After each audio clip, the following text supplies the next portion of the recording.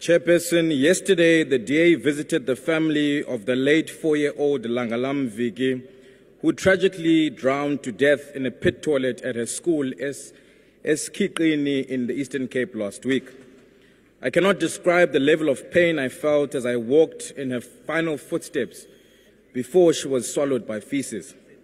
Sithe sisondela sakhawulelwa livumba lendle elithe lathatha ubomi balentwazana kabuhlungu. As a father of a 4-year-old, this shattered me. I can only imagine what a mother, Usis Nangamso, is going through.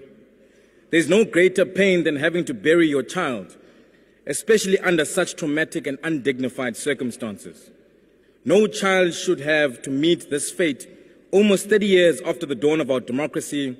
Schools are meant to be safe havens that cultivate a better future for our children, and not the graveyards that this government has turned them into. Sadly, South Africans have become desensitized to these tragic deaths, which occur too frequently in provinces across the country under the ANC-run governments. There is no sense of urgency, nor political will to eradicate pit toilets. Just this month, the Eastern Cape Department of Education returned 100 million meant to deal with dangerous and dilapidated infrastructure. These are signs of an uncaring government that would rather see our children die before they act. How many children need to die before you and your MECs eradicate these pit toilets, Minister Motshekga? Maybe you would care or even have a sense of urgency if it was your own grandchildren. On Human Rights Day, the DA has launched a plan to eradicate pit toilets in schools across South Africa to ensure that no family ever endures the tragic tragedy suffered by the Viki family. The drowning of our children in pit toilets goes far beyond a human rights violation. It is a horror that no parent should ever be forced to endure.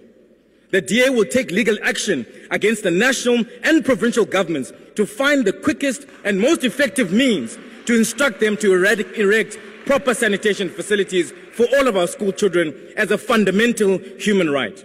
We will work with civil society organizations that care about our children's future to build a strong case against this uncaring government. The 2021 National Education Infrastructure Management System report revealed that over 5,000 public schools still use pit toilets.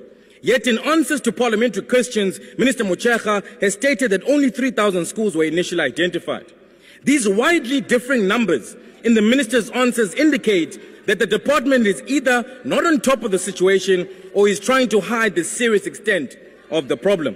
That is why, as the DA Shadow Minister of Basic Education, I have launched a countrywide campaign to eradicate pit toilets in our schools, which will include a widespread oversight visits of all school infrastructure, which may place the lives of our children at risk. This campaign kicked off yesterday when we assessed the sanitation facility at Mngwangele School, where the little Langalam tragically died. We cannot commemorate Human Rights Day until every child has access to safe and dignified sanitation in schools. As South Africans commemorate our hard-won human rights, we must never lose sight on the basic rights of millions that have been deprived. The DA will ensure that freedom is afforded to all South Africans, even the 4-year-old child without a voice who simply wishes to use the bathroom safely at school. The DA will honor the memories of Langalam and the other children who were killed by this government in pit toilets by ensuring that every single dangerous pit toilet or sanitation facility is removed in our schools. In memory of Langalam, I want to thank the leader of the DA, John Steenhuisen, for securing a scholarship for his sister to go to university. Your time is up. Honorable Ndodada. Thank you.